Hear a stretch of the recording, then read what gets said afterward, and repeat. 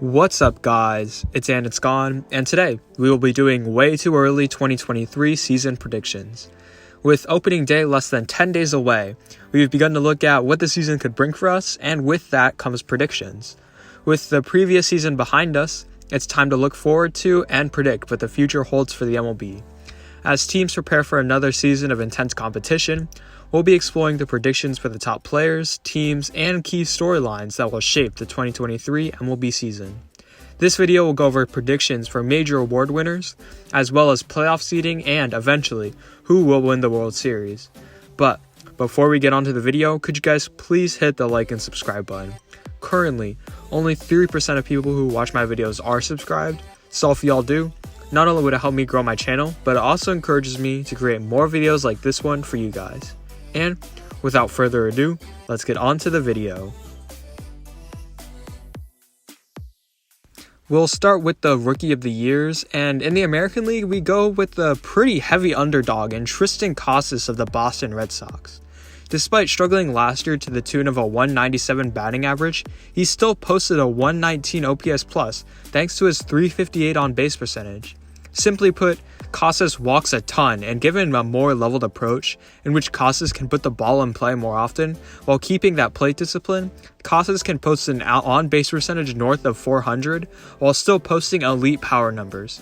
Last year, under a limited sample size, Casas hit 5 home runs in 95 plate appearances, so we know the power is there. Although there are clear front runners in the American League like Gunnar Henderson, I really like Casas' chances due to his on-base ability combined with that power and home run ability. He's a modern-day hitter to say the least. For the National League, we go to a clear-cut favorite of Corbin Carroll, an outfielder for the Arizona Diamondbacks. Although it may seem like he has competition on paper, with many other top prospects in the National League like Jordan Walker and Francisco Alvarez expected to make their debuts this year, or at least expire their prospect status, Corbin Carroll simply has the easiest path to becoming Rookie of the Year. For starters, he's guaranteed to make the opening day roster, while Walker and Alvarez may start the season in the minor leagues. Second, his defensive abilities provide a nice floor to overall WAR, so even if he's a complete non-factor offensively, his defense in the outfield will make him above replacement level. Lastly, his bat is very good, and it's not likely he'll become a non-factor. Last year, he posted an OPS of 830 in his limited stint in the major leagues, and his speed should play a huge factor, especially with the larger bases. Overall, too many things just break right for Corbin Carroll for him to not win Rookie of the Year. The Baltimore Orioles are one of those teams in the American League that are just on the bubble of playoff contention. Should they make the playoffs, their manager, Brandon Hyde, would then become the overwhelming favorite for Coach of the Year. Their team is very good, and although they've made minimal offseason moves, their impact prospects could provide enough of a boost to make some noise come September towards a playoff push. Adley Rutschman is a dark horse MVP candidate. They have the betting favorite for AL Rookie of the Year in Gunnar Henderson, and they have a monster in the pitching rotation coming up in Grayson Rodriguez. Should their young guys make an impact, the Orioles are bound to be in the hunt. And most of their young core is homegrown, or at least acquired very early on in their careers, which shows wonders about their development staff and only helps with the case of Brandon Hyde winning AL Coach of the Year in 2023. Moving on to the National League, it's much more polarizing.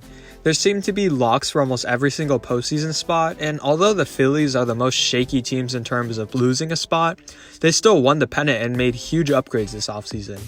In the bloodbath that is the NL East, the Braves have the chance to shine, and Brian Snitker will be in the middle of that revelation.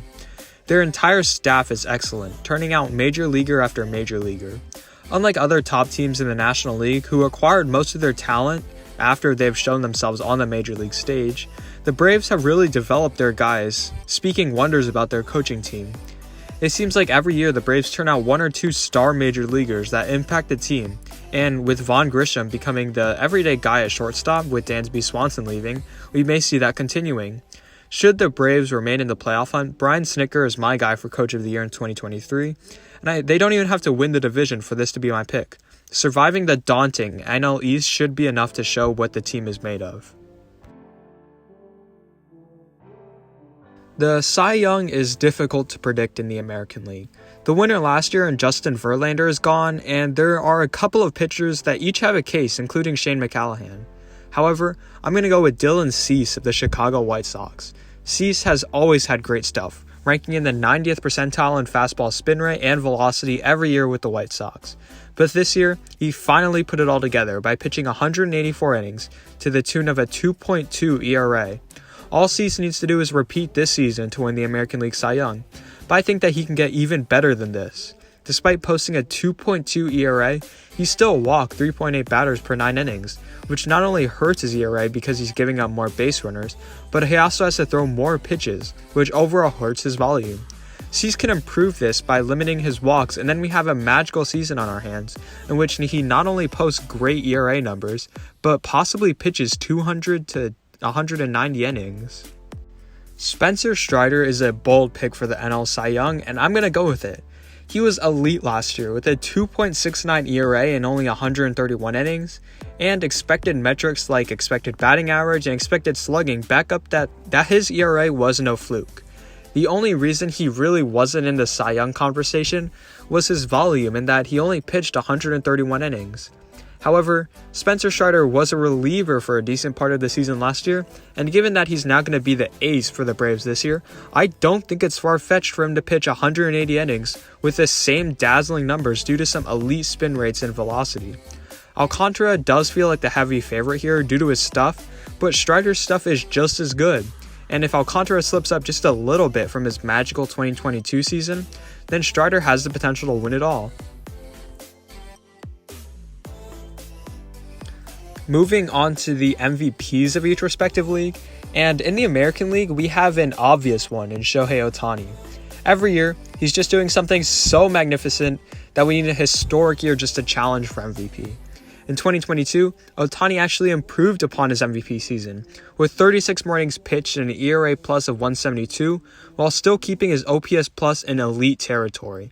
In a contract year, I expect Ohtani to remain healthy while still posting unfathomable numbers to win MVP. Last year, it just happened to be that Aaron Judge broke the home run crown in the American League, winning him the MVP. However, those kinds of things just don't happen every year, and should this year remain normal like many years before, Shohei Ohtani is the overwhelming favorite despite his Angels team being subpar. In my opinion, the only thing that can stop him from winning AL MVP besides injury is a midseason trade sending him to the National League. In that case, he'd probably win National League MVP. In the National League, I've got to go with Juan Soto of the San Diego Padres. I think this year is finally his year in which he wins MVP, as he's been oh so close years before. For starters, he's on a very good team in San Diego, who not only have superstar Manny Machado, but also added Xander Bogaerts and should be seeing Fernando Tatis Jr. coming back very shortly. Also, Soto ranks in the 100th percentile in terms of chase rate, and absolutely crushes the fastball. His floor is a 400 on-base percentage, and despite a down half season with the Padres, he still posted an OPS plus of 130. He led the league in walks for the second straight year. Overall, given that star players tend to struggle in their first couple of games after being traded to a new environment, and, in Soto's case, having to move across the entire country, we can write off his down stint with the Padres as him getting unlucky and him getting acclimated to his new environment. However, his underlying metrics were still elite, and we can expect for Soto to return to the mean and bounce back with a monster season offensively. However, what will make or break his MVP case will be his defensive stats. Last year with the Padres, he was utterly horrible to say the least, ranking last in outs above average, which is uncharacteristic of him as he was pretty good defensively in his stints with the Nationals. But if he's able to return to his overall completeness as a ball player by improving his defense, I definitely have him in MVP conversations, and winning in the MVP. Moving on to postseason predictions, and first with the American League East, we have an intriguing division with no team really running away with it, and a case could be made about 4 teams winning the division. Overall, I think that this is the Yankees' division to lose. They won it last year and only got better, adding Carlos Rodon and having the reigning MVP and Aaron Judge back with a stable contract. However, they have two up-and-coming teams with the Toronto Blue Jays and Baltimore Orioles, each knocking at the door, and should the Yankees slip due to injuries or down performances, then I can see the Toronto Blue Jays taking the division. The Rays are always underrated, but I don't see them having enough star power to really push them over the top of these star-powered teams in their own division. They really need a huge boost from Franco to make a playoff push. Lastly, the Red Sox are in an awkward spot of trying to compete, but they don't have enough pieces to compete in their division. In this division, I believe that there will be 3 playoff teams, with the Yankees winning the division, the Blue Jays grabbing the first wildcard spot in the American League, and the Orioles winning a bloodbath for that last wildcard slot, with the Rays close behind the Orioles in contention, but sadly not making the playoffs. The American League Central has long been known as the mediocre division, with the winner constantly posting great numbers record-wise, be it against middle-end competition, and they often get bounced within the first couple of rounds. With an updated schedule, I don't think it would be far-fetched for the winner to only post 85 wins, with its next 2 teams being very close to them. In my opinion, this is a 3-team race between the Guardians, Twins, and White Sox. Each of them has a compelling case for being at the top. The Guardians have a nice blend of young stars like Andres Gimenez combined with established veterans like Jose Ramirez and Josh Bell. The Twins have an underrated young pitching core led by Joe Ryan, and if Byron Buxton can stay healthy, combined with Carlos Correa, then they can make some noise. Lastly, the White Sox have a very nice core of Jimenez, Robert, Moncada, and Cease, but outside of that, a bunch of unprovens.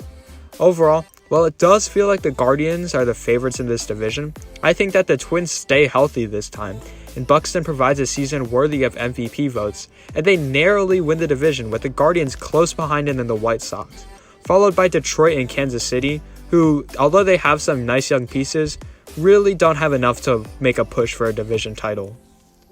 In the American League West, the Astros are a juggernaut and should have the division almost locked up by July. However, the interesting part will be how slots 2 through 4 play out, with the Angels, Mariners, and Rangers all having a case to finish second in the division, and with no team from the Central winning the wildcard slot, making the playoffs. The Angels have Mike Trout, Shohei Ohtani, and an underrated pitching rotation led by Patrick Sandoval and Reed Detmers. The Mariners made the playoffs last year, and although they lost some guys like Jesse Winker, they still have superstar Julio Rodriguez on their team. Lastly, the Rangers have an interesting case of a decent team aided by big splashes in the offseason, with Jacob deGrom and Nathan Eovaldi both joining the team to add a deadly 1-2 combination. Although the Mariners seem like the team that everyone is picking, I thought that everything kind of broke right for the Mariners to make the playoffs last year, and with many of their players, especially their young pitching rotation, due for some regression, I picked the Rangers winning the second wildcard slot, with deGrom staying healthy and the Angels being a middling team, who may even trade Ohtani come the deadline. The National League is much more set in my opinion, but they still have the toughest division to predict in the National League East. They have 3 teams each with championship aspirations, and making the playoffs is almost a given. The Mets made the playoffs last year, and although they did lose Jacob deGrom in the offseason, they got Max Scherzer, so a relatively equal swap all things considered. They got an interesting piece from Japan in Kodai Senga, who may end up pitching at the top of the Mets rotation if all breaks right, and they retained almost all of their pieces from a division-winning squad. The Braves are a well-oiled machine and who not only won the division last year, but also saw down years from a couple of their superstars like Matt Olson and Ronald Acuna Jr. And so, even with the loss of Swanson, the Braves have some hope that a return to the mean for their 2 superstars can offset that. Lastly, the Phillies won the pennant last year and only seemed to get better, adding Trey Turner in the offseason. However, with Harper being out for at least half the year with Tommy John surgery, they slipped to 3rd in the division. Even the Marlins, led by a young and talented pitching core, should make some noise come September if all breaks right. But in this division, that seems impossible. It's really difficult to predict who wins the division, but I have the Mets winning the division by the slimmest of margins. But all 3 top teams do make the playoffs. Right now, the National League Central is a 2, possibly 3-team race between the Cardinals, Brewers, and maybe Cubs. The Cardinals look to build off their MVP finish from Goldie and an all-star appearance from Nolan Arenado by aiding them with young players coming up in Lars Nootbaar, Brendan Donovan, and Nolan Gorman. However, their pitching staff might be a little lackluster with the loss of Jose Quintana and the reliance on young players. The Brewers have one of, if not the best pitching rotation in the league, with a two-headed monster of Corbin Burnes and Brandon Woodruff, and if Christian Yelich can return to MVP form, the Brewers can win this division. Lastly, the Cubs made some big moves in the offseason with the one-year prove-it deal of Cody Bellinger and a long-term contract for Dansby Swanson. However, for the Cubs, they will have to rely on their young pitching core, and if they can improve from a poor 2022 season, they can definitely make some noise come playoff time. The Pirates are beginning to see the end of their rebuild with their longtime top prospects like Ke'Bryan Hayes and Oneil Cruz finally beginning to get results in the big leagues, but I don't think that it's their time yet. Although the Brewers and Cubs each have compelling cases for winning this relatively weak division, there are just too many ifs, and I gotta go with the Cardinals as they feel like the surest option. Lastly, we have the National League West, which seems like a clear-cut two-team race between the Dodgers and Padres. The Padres really seem dedicated to win this division, with the additions of Xander Bogaerts and Fernando Tatis Jr. to their 2023 squad from their already stellar 2022 squad. The Dodgers lost a couple of pieces, but still seem to have a ton of prospects that can fill in these roles pretty nicely. The Diamondbacks have a nice young core cooking, and I wouldn't be surprised for them to finish third in the division, and maybe grab a wildcard spot from the Phillies if they slip. But right now it feels like they're just a year off. The Giants seem to be mediocre this year, and although they have built an underrated pitching rotation with Logan Webb and Alex Cobb manning the helm, I don't see them doing enough offensively for them to make any noise. For the Dodgers right now, it just seems like they have too many unknowns at too many positions to choose them over the stacked Padres lineup, and I have them winning the division while taking the number 1 overall seed in the National League. Alright, last and definitely not least, we have the World Series, in which we're so far off from it, I'm just kind of grasping at straws here, but I believe it's going to be Astros-Padres. The Astros are in their own tier in the American League, and although Altuve is going to be out for an unknown period of time and they lost Verlander, they're just such a well-oiled machine with a couple of superstars to pick up the slack of Altuve and young pitchers alike to fill in that role of Verlander, like Hunter Brown. The Padres are going all in this year, and I wouldn't be surprised for them to make a bold move this trade deadline with what they have left of their farm system. Overall, I think that this is the year the Padres end up winning it all thanks to their deep roster filled with superstars like Manny Machado and an MVP year from Juan Soto, combined with a pretty good pitching rotation with Yu Darvish and Joe Musgrove manning the helm. So, how do you think I did? Comment down below what you would think about what's going to happen in the 2023 MLB season. Make sure to like, share, and subscribe, while also commenting down below other video ideas. We're turning away from fantasy baseball as I've done everything I can to prepare you guys for the drafts, and instead turning to other MLB videos. But if you have any other fantasy video ideas, let me know in the comments down below. I'm going to be working on a farm system rankings video, and then after that, the season should start. So, if you have any other ideas, let me know in the comments down below, and I will see you guys in the next one.